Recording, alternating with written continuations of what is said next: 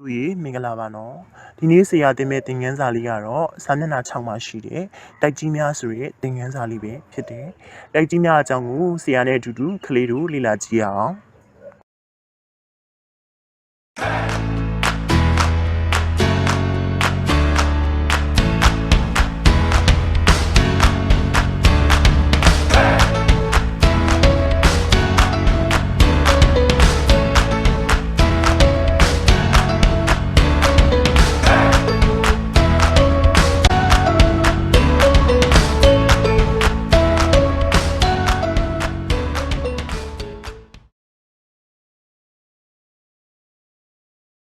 ပြီးလို့ရေအခုဒီကဘာလုံးမြေပုံလေးကိုကြည့်ကြရအောင်နော်အခုသားတို့သမီးတို့မြင်တွေ့နေရတဲ့ကဘာလုံးမြေပုံလေးဟာဆိုရင်တိုက်ကြီး9တိုက်နဲ့သမုဒ္ဒရာကြီး9စင်းပါဝင်တဲ့ပုံလေးဖြစ်တယ်အခုမြင်တွေ့နေရတဲ့ကဘာလုံးမြေပုံလေးမှာအပေါ်အောက်ပိုင်းခြားထားတဲ့မြင်းနဲ့လေးသားတို့သမီးတို့တွေ့တယ်နော်အဲ့ဒီမြင်းနဲ့လေးရဲ့အပေါ်ပိုင်းဟာဆိုလို့ရှိရင်ကဘာမြောက်ချမ်းဖြစ်ပြီးတော့အောက်ပိုင်းဟာဆိုရင်ကဘာတောင်ချမ်းဖြစ်တယ်ဟုတ်ပြီကမ္ဘာမြောက်ချမ်းမှာဆိုရင်တိုက်ကြီးတွေကိုအများဆုံးတွေ့ရပြီးတော့ကမ္ဘာတောင်ချမ်းမှာဆိုရင်သမုဒ္ဒရာကြီးတွေကိုအများဆုံးတွေ့ရတယ်။ဒါဆိုရင်ကမ္ဘာပေါ်မှာတိုက်ကြီး9တိုက်နဲ့သမုဒ္ဒရာကြီး9စင်းရှိပြီးတော့ကမ္ဘာမြောက်ချမ်းမှာတိုက်တွေကိုအများဆုံးတွေ့ရပြီးတော့ကမ္ဘာတောင်ချမ်းမှာသမုဒ္ဒရာကြီးတွေကိုအများဆုံးတွေ့ရတယ်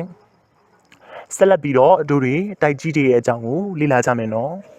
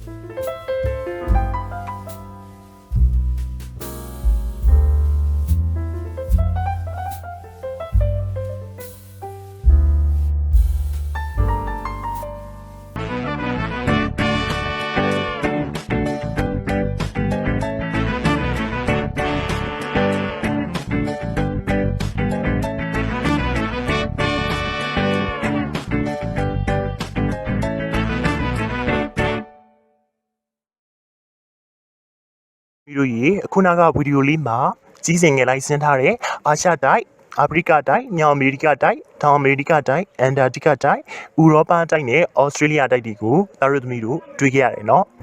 ဟုတ်ပြီဒါဆိုရင်ပထမဆုံးအနေနဲ့ကမ္ဘာအကြီးဆုံးတိုက်ကြီးဖြစ်တဲ့အာရှတိုက်ရဲ့အကြောင်းကိုလေ့လာကြည့်မယ်အာရှတိုက်အကြောင်းကိုလေ့လာတဲ့အခါမှာအပိုင်းနှစ်ပိုင်းခွဲပြီးတော့လေ့လာကြမယ်ပထမဆုံးအနေနဲ့ဒီနေရာနယ်နိမိတ်အကျယ်ဝန်းကိုလေ့လာမယ်ဒုတိယအနေနဲ့မြင်မျက်နှာသွင်ပြင်တဲ့ရည်စင်းအခြေအနေကိုလေ့လာကြည့်မယ်မိတို့ရေအာရှတိုက်အကြောင်းကိုလေ့လာကြည့်ရအောင်နော်အာရှတိုက်ကဘယ်နေရာမှာတည်ရှိတာလဲဘာတွေနဲ့ထိစပ်နေတာလဲဘယ်လောက်ထိကျယ်ဝန်းတာလဲဆိုတာကိုသိဖို့အတွက်အာရှတိုက်ရဲ့ဒီနေရာနယ်နိမိတ်အကျယ်ဝန်းကိုလေ့လာကြမယ်နော်အာရှတိုက်ရဲ့ဒီနေရာကိုလေ့လာတဲ့အခါမှာနော်တိုက်ကြီးတွေရဲ့ဒီနေရာကိုဘာနဲ့သတ်မှတ်လေးရှိတယ်လဲဆိုရင်လက်တီကျူးမြင်လောင်ကြီးကျူးမြင်နေနဲ့ပေါ်ပြသတ်မှတ်လေးရှိတယ်ဟုတ်ပြီသားတို့သမီးတို့အခုပုံလေးကိုကြည့်ကြည့်အောင်ပုံလေးမှာဆိုရင်သားတို့သမီးတို့မြင်တွေ့နေရတဲ့အတိုင်းပဲမြင်မယ်လေးနှစ်ကြောင်းကိုတွေ့ရလိမ့်မယ်ကမ္ဘာလုံးမြေပုံလေးကိုအပေါ်အောက်ပိုင်းပြီးတော့ဆွဲထားတဲ့မြင်းလေးကို equator မြင်းလို့ခေါ်တယ်။ဒါတို့သမီးတို့သိခဲ့ပြီးပြီနော်။ equator မြင်းရဲ့အပေါ်မှာရှိတဲ့မြင်းတွေကိုတော့မြောက်လက်တီကျူးမြင်းတွေလို့ခေါ်ပြီးတော့ equator မြင်းရဲ့အောက်မှာရှိတဲ့မြင်းတွေကိုတော့တောင်လက်တီကျူးမြင်းလို့ခေါ်ရဲဆိုတာကိုကလေးတို့သိခဲ့ပြီးပြီ။အပေါ်အောက်ဆွဲထားတဲ့မြင်းလေးကိုကြည့်ကြည့်အောင်။အဲ့ဒီအပေါ်အောက်ဆွဲထားတဲ့မြင်းလေးဟာဆိုရင် green မြင်းလို့ခေါ်ပြီးတော့ green မြင်းရဲ့အရှေ့ဘက်မှာရှိတဲ့မြင်းတွေကိုအရှေ့လောင်ကြီးကျူးမြင်းလို့ခေါ်ပြီးတော့အနောက်ဘက်မှာရှိတဲ့မြင်းတွေကိုတော့အနောက်လောင်ကြီးကျူးမြင်းလို့ခေါ်ရဲဆိုတာကလေးတို့လေ့လာခဲ့ပြီးပြီ။ဒါဆိုရင်အာရှတိုက်ကြီးကဘယ်လောင်ကြီးကျူးဘယ်လက်တီကျူးမှာတည်ရှိတာလဲဆိုတာကိုပုံလေးကိုကြည့်ပြီးတော့လေ့လာကြရအောင်။ဟုတ်ပြီပထမဆုံးအနေနဲ့ equator မြင်းလေးကိုကြည့်မယ်နော်။အာရှတိုက်ကြီးက equator မြင်းရဲ့အပေါ်ဘက်မှာရှိတာလားအောက်ဘက်မှာရှိတာလားပုံလေးကိုကြည့်မယ်။အာရှတိုက်ကြီးဒီ equator မြင်းရဲ့အပေါ်ဘက်မှာရှိတယ်။ပြီးဒါဆိုရင်သူဒီမြောက်လက်တီကျူးထဲမှာပါတာပေါ့။ဆက်ပြီးတော့ပုံလေးကိုကြည့်တဲ့အခါမှာအာရှတိုက်ရဲ့အပိုင်းအစလေးတွေဒီ equator မြင့်ရဲ့အောက်ထဲမှာလည်းရှိနေသေးတယ်။ဆိုသူဒီတောင်လက်တီကျူးထဲမှာလည်းပါတာပေါ့။အဲဆိုရင်အာရှတိုက်ဒီတောင်လက်တီကျူးထဲမှာလည်းရှိတယ်လို့မြောက်လက်တီကျူးထဲမှာလည်းရှိတယ်။ဒီဖြစ်နေသတ်မှတ်လိုက်တဲ့အခါမှာအာရှတိုက်ဒီတောင်လက်တီကျူး10ဒီဂရီနဲ့မြောက်လက်တီကျူး80ဒီဂရီကြားမှာတည်ရှိတယ်။ပြီးလောင်ကြီးကျူးမြင်းလေးကိုဆက်ပြီးတော့လေ့လာကြည့်တဲ့အခါမှာအပေါ်အောက်ဆွဲထားတဲ့ green မြင်းလေးကိုကြည့်မယ်နော်အပေါ်အောက်ဆွဲထားတဲ့ green မြင်းလေးရဲ့အရှိဘက်မှာအာရှတိုက်ကြီးရှိနေတယ်အဲဆိုသူဒီအရှိလောင်ကြီးကျူးမှာပါတာပေါ့ဆက်ပြီးတော့ပုံလေးကိုကြည့်လိုက်တဲ့အခါမှာအာရှတိုက်ရဲ့အပိုင်းစာလေးဒီလည်းပဲ green မြင်းရဲ့အနောက်ဘက်မှာရှိနေသေးတယ်ဒါဆိုသူဒီလည်းပဲအနောက်လောင်ကြီးကျူးထဲမှာပါတာပေါ့ပြီးလောင်ကြီးကျူးနဲ့တက်မှတ်လိုက်တဲ့အခါမှာအာရှတိုက်ဒီအရှိလောင်ကြီးကျူးမှာရောအနောက်လောင်ကြီးကျူးမှာရောပါနေတယ်။လောင်ကြီးကျူးတွေကိုဒီဂရီအဖြစ်နဲ့သတ်မှတ်လိုက်တဲ့အခါမှာအာရှတိုက်ဒီအရှိလောင်ကြီးကျူး180ဒီဂရီနဲ့အနောက်လောင်ကြီးကျူး25ဒီဂရီကြားမှာတည်ရှိတယ်။ဒါဟာဆိုရင်အာရှတိုက်ရဲ့ဒီနေရာဖြစ်တယ်။အာရှတိုက်ကြီးဒီမြောက်လက်တီကျူး80ဒီဂရီနဲ့တောင်လက်တီကျူး10ဒီဂရီကြားအရှိလောင်ကြီးကျူး180ဒီဂရီနဲ့အနောက်လောင်ကြီးကျူး25ဒီဂရီကြားမှာတည်ရှိတဲ့တိုက်ကြီးတစ်ခုဖြစ်တယ်။တိုက်ရဲ့ဒီနေရာကိုလေ့လာပြီးပြီဆိုတော့အာရှတိုက်ရဲ့နယ်နိမိတ်ကိုလေ့လာကြည့်မယ်နော်။နယ်နိမိတ်ကိုလေ့လာလိုက်တဲ့အခါမှာအာရှတိုက်ရဲ့မြောက်ဘက်မှာအာတိတ်သမုဒ္ဒရာအရှေ့ဘက်မှာပစိဖိတ်သမုဒ္ဒရာတောင်ဘက်မှာအိန္ဒိယသမုဒ္ဒရာနဲ့အနောက်ဘက်မှာကက်စပီယန်ပင်လယ်မြေထဲပင်လယ်နဲ့ပင်လယ်နီကိုရှိရဲဆိုတာတို့မျိုးတွေ့ရတယ်နော်ဒီအာရှတိုက်ကြီးဟာဆိုလို့ရှိရင် area စတူယန်ကီလိုမီတာ44တန်းကျော်ရှိတဲ့အကြီးဆုံးတိုက်ကြီးဖြစ်ပြီးတော့နိုင်ငံပေါင်း48နိုင်ငံပါဝင်တယ်တို့ကအာရှတိုက်ရဲ့ဒီနေရာနယ်နိမိတ်အကျယ်ဝန်းကိုလေ့လာခဲ့ပြီးဆိုတော့အာရှတိုက်ရဲ့မြင်မျက်နှာသွန်ပြင်တဲ့ရည်စင်းအခြေအနေကိုလေ့လာဖို့ရန်အတွက်ပုံနှိပ်စာအုပ်စာမျက်နှာ9ပုံ1.3ကိုကြည့်ကြည့်မယ်နော်ပုံ1.3အာရှတိုက်မြေပုံကိုကြည့်လိုက်တဲ့အခါမှာကွန်းလွန်တောင်တန်းဟိမဝန္တာတောင်တန်းနဲ့အေဝရက်တောင်ထိပ်ဆိုပြီးတော့အစဉ်လိုက်လေးတွေ့ရလိမ့်မယ်ဆက်လက်ပြီးကြည့်လိုက်တဲ့အခါမှာဥရောပတိုက်နဲ့အာရှတိုက်ကိုပိုင်းခြားပေးထားတဲ့ယူရေတောင်တန်းကြီးကိုလည်းတွေ့ရလိမ့်မယ်အောက်ပိုင်းကိုကြည့်တဲ့အခါမှာအာရေဗျဒေဂန်နာရာဆိုပြီးတော့အာရေဗျပင်လယ်နားမှာတွေ့ရလိမ့်မယ်အာရှတိုက်ရဲ့အလဲပိုင်းကိုကြည့်လိုက်တဲ့အခါမှာဂိုဘီဒေဂန်နာရာကိုတွေ့ရပြီးတော့ဂိုဘီဒေဂန်နာရာရဲ့မြောက်ပိုင်းမှာဘန်ကေရီအိုင်ကိုတွေ့ရတယ် အာရှတိုက်အနောက်ပိုင်းမှာဆိုရင်တော့ Caspian ပင်လယ်ကိုတွေ့ရပြီးတော့အာရှတိုက်အတွင်းမှာဆိုရင်တော့ဟိုမြစ်ရန်စီမြစ် ARI မြစ်တန်လွန်မြစ်မဲခေါင်မြစ်အစရှိသဖြင့်မြစ်ကြီးကိုစင်စီးဆင်းနေတဲ့ဆိုတာကိုတာတို့သမီးတို့တွေ့ရလိမ့်မယ်အာရှတိုက်ဟာဆိုလို့ရှိရင်ရေနံနဲ့ကြောင်မီသွေးအများဆုံးထွက်ရှိတဲ့တိုက်ကြီးတစ်ခုလည်းဖြစ်တယ်ဒါလေးကတော့ဟိမဝန္တာတောင်တန်းကြီးပဲဖြစ်တယ်ဒီပုံလေးကတော့ဥရောပတိုက်နဲ့အာရှတိုက်ကိုပိုင်းခြားပေးထားတဲ့ယူရဲတောင်တန်းကြီးပဲဖြစ်တယ်ဒါကတော့ကွန်းလွန်တောင်တန်းကြီးဖြစ်တယ်ဒီပုံလေးကတော့ကမ္ဘာအမြင့်ဆုံးတောင်ထိပ်လို့သတ်မှတ်ခံထားရတဲ့အာရှတိုက်မှာရှိတဲ့အေဝရက်တောင်ထိပ်ပဲဖြစ်တယ်ဒါကတော့အာရှတိုက်မှာရှိတဲ့ဘိုင်ကေအိုင်ကြီးဖြစ်တယ်နောက်တစ်သမီးတို့အခုလေ့လာခဲ့တာကတော့အာရှတိုက်ရဲ့ညီမျက်နှာသွင်ပြင်တဲ့ရေစင်းအခြေအနေပဲဖြစ်တယ်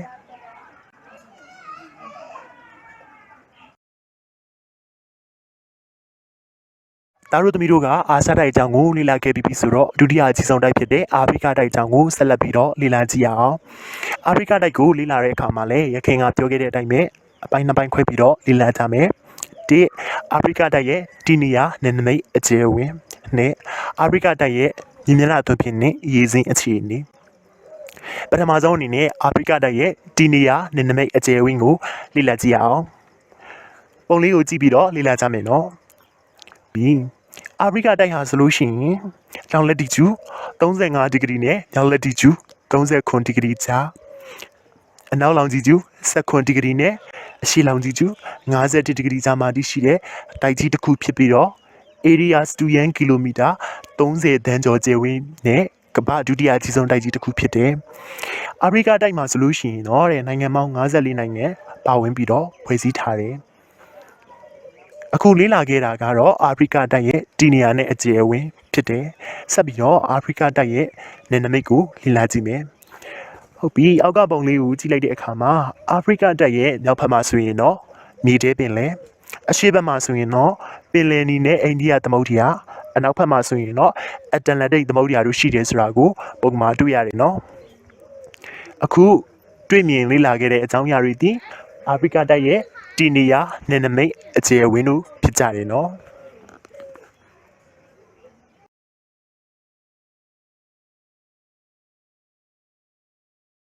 အာဖရိကတိုက်ရဲ့တီနီယာနယ်နိမိတ်အကျယ်ဝန်းကိုလေ့လာခဲ့ပြီးတဲ့နောက်မှာအာဖရိကတိုက်ရဲ့မြင်မျက်နှာသွင်ပြင်တဲ့ရည်စင်းချီနေကိုလေ့လာဖို့ရန်အတွက်တာရုသမီးတို့ရဲ့ပုံနှိပ်စာအုပ်1.4အာဖရိကတိုက်ပြမြေပုံလေးကိုကြည့်မယ်နော်ပြီးအဲ့ဒီပုံလေးမှာဆိုရင်တာရုသမီးတို့တွေ့ရတဲ့အတိုင်းပဲအာဖရိကတိုက်ရဲ့အရှေ့ပိုင်းမှာအမြင့်ဆုံးတောင်ထိပ်ဖြစ်တဲ့ကလီမန်ဂျာရိုတောင်ထိပ်ကိုတွေ့ရပြီးတော့အဲ့ဒီအနောက်နားမှာဆိုရင်တော့ဗစ်တိုးရီးယားရေအိုင်ကိုတွေ့ရတယ်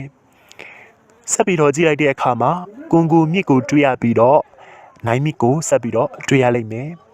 အာဖရိကတိုက်မြောက်ပိုင်းမှာဆိုရင်တော့ဆာဟာရာဒေသနာယာကိုတွေ့ရပြီးတော့အာဖရိကတိုက်ရဲ့တောင်ပိုင်းမှာဆိုရင်တော့နမီနဲ့ကာလာဟာရီဒေသနာယာတွေကိုတာရုသမီးတို့တွေ့ရတယ်နော်ပြီးအခုတွေ့ခဲ့ရတဲ့ဟာဒီအာဖရိကတိုက်ရဲ့အမြင့်မျက်နှာသွင်ပြင်အခြေအနေတွေဖြစ်တယ်ဒါလေးကတော့အာဖရိကဒေသမှာရှိတဲ့ကလီမန်ဂျာရိုတောင်ထိပ်ဖြစ်တယ်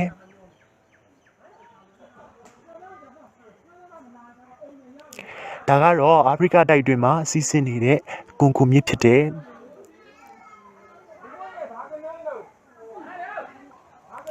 ဒါကတော့အာဖရိကတိုက်တွင်မှာရှိတဲ့နိုင်မြစ်ဖြစ်တယ်ဒါကတော့အာဖရိကတိုက်တွင်မှာရှိတဲ့ဗစ်တိုးရီးယားရေအိုင်လေးပဲဖြစ်တယ်ဒါကတော့အာဖရိကတိုက်မြောက်ပိုင်းမှာရှိတဲ့ဆာဟာရာဒေသနာယာဖြစ်တယ်အဲဆိုရင်တာရုသမီးတို့ကအာဖရိကတိုက်ရဲ့တီနီယာနယ်နိမိတ်အကျယ်ဝန်းမြင်မျက်နှာသွင်ပြင်တဲ့ရည်စင်းအခြေအနေကိုလေ့လာသိရှိခဲ့ပြီနော်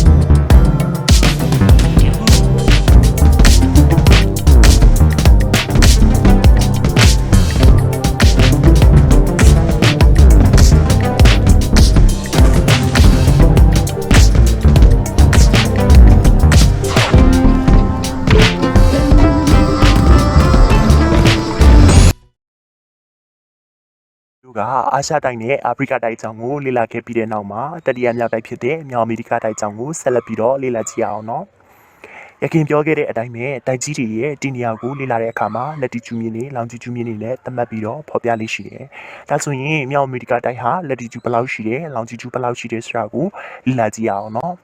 ဟုတ်ပြီတာတို့သမီးတို့ဒီပုံလေးကိုကြည့်မယ်နော်။ဒီပုံလေးမှာဆိုလို့ရှိရင်ကန့်လန့်ဖြတ်ဆွဲထားတဲ့မြင်းတွေဟာဆိုရင်လက်တီကျူမြင့်ဖြစ်ပြီးတော့အပေါ်အောက်ဒေါင်းလိုင်းဆွဲထားတဲ့မြင်းတွေဟာဆိုရင်တော့လောင်ဂျီကျူမြင့်ဖြစ်တယ်။ဒါဆိုရင်မြောက်အမေရိကတိုက်ဟာဘယ်လက်တီကျူမှာရှိတယ်ဘယ်လောင်ဂျီကျူမှာရှိတယ်ဆိုတာကိုလေ့လာကြမယ်နော်။မြောက်အမေရိကတိုက်ဟာဆိုလို့ရှိရင်မြောက်လက်တီကျူ8ဒီဂရီနဲ့မြောက်လက်တီကျူ83ဒီဂရီကြားအနောက်လောင်ဂျီကျူ90ဒီဂရီနဲ့အနောက်လောင်ဂျီကျူ180ဒီဂရီကြားမှာတည်ရှိတဲ့တိုက်ကြီးတစ်ခုဖြစ်တယ်။ဒါဆိုရင်ဒီပုံလေးဟာမြောက်အမေရိကတိုက်ရဲ့ဒီနေရာကိုဖော်ပြတဲ့ပုံလေးဖြစ်တယ်။မြောက်အမေရိကတိုက်ရဲ့ဒီနေရာကိုလေ့လာခဲ့ပြီးဆိုတော့နယ်နိမိတ်အကြောင်းကိုဆက်လက်ပြီးတော့လေ့လာမယ်နော်။ကဲဒီပုံလေးမှာဆိုလို့ရှိရင်မြောက်အမေရိကတိုက်ရဲ့မြောက်ဖက်မှာဆိုလို့ရှိရင်เนาะအာဒိတ်သမုဒ္ဒရာနဲ့ဟက်ဒဆင်ပင်လယ်ကွေးရှိတယ်။အရှိဘက်ကိုသားတို့သမီးတို့ကြည့်လိုက်တဲ့အခါမှာအတ္တလန်တစ်သမုဒ္ဒရာကိုတွေ့ရပြီးတော့အနောက်ဘက်ကိုကြည့်လိုက်တဲ့အခါမှာဆိုရင်เนาะပစိဖိတ်သမုဒ္ဒရာကိုတွေ့ရတယ်။ဆက်လက်ပြီးတော့တောင်ဘက်ကိုကြည့်လိုက်တဲ့အခါမှာဆိုလို့ရှိရင်เนาะမက္ကဆီကိုပင်လယ်ကွေးဂရီဘီယန်ပင်လယ်နဲ့သားတို့သမီးတို့တောင်အမေရိကတိုက်ကိုတွေ့ရလိမ့်မယ်။မြောက်အမေရိကတိုက်ချီဟာဆိုလို့ရှိရင်เนาะ area စတူယန်ကီလိုမီတာ24သန်းကျော်ကျယ်ဝန်းတဲ့တိုက်ကြီးဖြစ်ပြီးတော့နိုင်ငံပေါင်း23နိုင်ငံပါဝင်တဲ့တိုက်ကြီးဖြစ်တယ်။အခုလေ့လာခဲ့တဲ့အချက်လက်တွေဟာဆိုရင်เนาะမြောက်အမေရိကတိုက်ရဲ့ဒီနေရာနယ်နိမိတ်အကျယ်အဝန်းကြီးဖြစ်တယ်။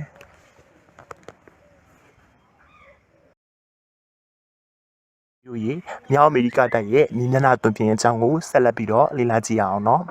ကဲမြေမျက်နှာသွင်ပြင်ကိုလေ့လာဖို့ရန်အတွက်တာတို့သမီးတို့ရဲ့ပုံလေးစာအုပ်ပုံ1.5ကိုကြည့်ကြည့်မယ်နော်ပုံ1.5မြောက်အမေရိကတိုက်ပြမြီးပုံကိုတာတို့သမီးတို့ကြည့်ပြီးတော့မြောက်အမေရိကတိုက်ရဲ့မြေမျက်နှာသွင်ပြင်သည်ဘယ်လိုအခြေအနေရှိတဲ့စာကိုလေ့လာကြမယ်နော်ဟုတ်ပြီတာတို့သမီးတို့မြေပုံရဲ့အနောက်ချမ်းကိုကြည့်လိုက်တဲ့အခါမှာဘာကိုတွေ့ရမလဲဆိုရင် Rocky တောင်တန်းကိုတာတို့သမီးတို့တွေ့ရတယ်နော်မြေပုံရဲ့အခြေချမ်းကိုတို့တွေဆက်လက်ပြီးတော့လေ့လာလိုက်တဲ့အခါမှာ Appalachian ကုန်းမြင့်နဲ့ Labrador ကုန်းမြင့်ကိုတွေ့ရတယ်။ဆက်လက်ပြီးတော့မြေပုံအလဲကောင်ကိုကြည့်လိုက်တဲ့အခါမှာတော့ဘာကိုတွေ့ရမလဲဆိုရင်တော့မြေနှိမ့်လွန်ပြင်ဒေသကိုတွေ့ရတယ်။ဒါဟာဆိုရင်မြောက်အမေရိကတိုက်ရဲ့မြေမျက်နှာသွင်ပြင်အနေအထားဖြစ်တယ်နော်။ကဲဒီပုံလေးဟာဆိုရင်တော့မြောက်အမေရိကတိုက်ရဲ့အနောက်ပိုင်းမှာတည်ရှိတဲ့ Rocky တောင်တန်းပဲဖြစ်တယ်။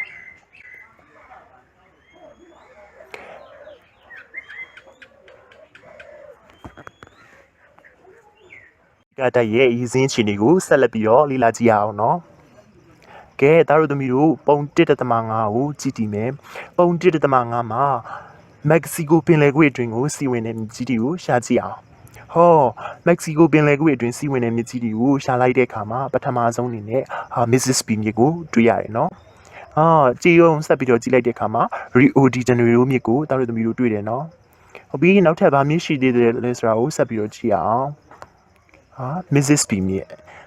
Mississippi မြစ် Missouri မြစ်နဲ့ Rio de Janeiro မြစ်တွေဟာဆိုရင်တော့ Mexico ပင်လယ်ကွေ့အတွင်းကိုစီးဝင်တဲ့မြစ်တွေဖြစ်ကြတယ်။ဆက်လက်ပြီးတော့မြောက်အမေရိကတိုက်ရဲ့အရှေ့ခြမ်းကိုကြည့်လိုက်တဲ့အခါမှာတော့ Atlantic သမုဒ္ဒရာအတွင်းကိုစီးဝင်တဲ့ Sea Lorraine မြစ်ကိုကလေးတို့တွေ့ရလိမ့်မယ်။မြောက်အမေရိကတိုက်ရဲ့အလဲကောင်ကိုကြည့်လိုက်တဲ့အခါမှာ Superior ရေအိုင်အပြင်ရေအိုင်တွေအများကြီးကိုလည်းတောက်သမီးတို့တွေ့ရလိမ့်မယ်နော်။ဒီ Superior ရေအိုင်အပြင် Huron ရေအိုင် Ontario Michigan Erie ရေအိုင်စရရေအိုင်တွေကိုလည်းသားတို့သမီးတို့တွေ့ရလိမ့်မယ်။မြောက်အမေရိကတိုက်ဟာဆိုရင်တော့ရေနံနဲ့စက်မှုထွန်းကားတဲ့တိုက်ကြီးတစ်ခုဖြစ်တယ်။ဒီပုံလေးကတော့မြောက်အမေရိကတိုက်ရဲ့အလဲပိုင်းမှာရှိတဲ့ Superior ရေအိုင်ကြီးရဲ့ပုံလေးပဲဖြစ်တယ်။ဒါလေးကတော့Mississippi မြစ်ဖြစ်တယ်။ Mississippi မြစ်ဟာဆိုရင်တော့မက္ကဆီကိုပင်လယ်ကွေ့အတွင်းကိုစီးဝင်တယ်။ဒါလေးကတော့မက္ကဆီကိုပင်လယ်ကွေ့အတွင်းကိုစီးဝင်တဲ့ Missouri မြစ်ပဲဖြစ်တယ်။ဒီပုံလေးကလည်းမက္ကဆီကိုပင်လယ်ကွေ့အတွင်းကိုစီးဝင်တဲ့ Rio de Janeiro မြစ်လေးဖြစ်တယ်။ဒါလေးကတော့Atlantic သမုဒ္ဒရာအတွင်းကိုစီးဝင်တဲ့ Sea Lorraine မြစ်ရဲ့ မြေဖြားပိုင်းနဲ့စီလော်ရီမြစ်စီးဆင်းနေတဲ့ပုံလေးပဲဖြစ်တယ်ကဲတာတို့သမီးတို့အခုလေ့လာခဲ့ရတာလေးကတော့မြောက်အမေရိကတိုက်ရဲ့ရေစင်းအခြေအနေပဲဖြစ်တယ်တာတို့သမီးတို့ကမြောက်အမေရိကတိုက်ရဲ့တီနေယာနဲ့နမိတ်အကျယ်ဝင်းညီမျှတဲ့အသွင်ပြင်းတဲ့ရေစင်းအခြေအနေကိုသိရှိလေ့လာခဲ့ပြီနော်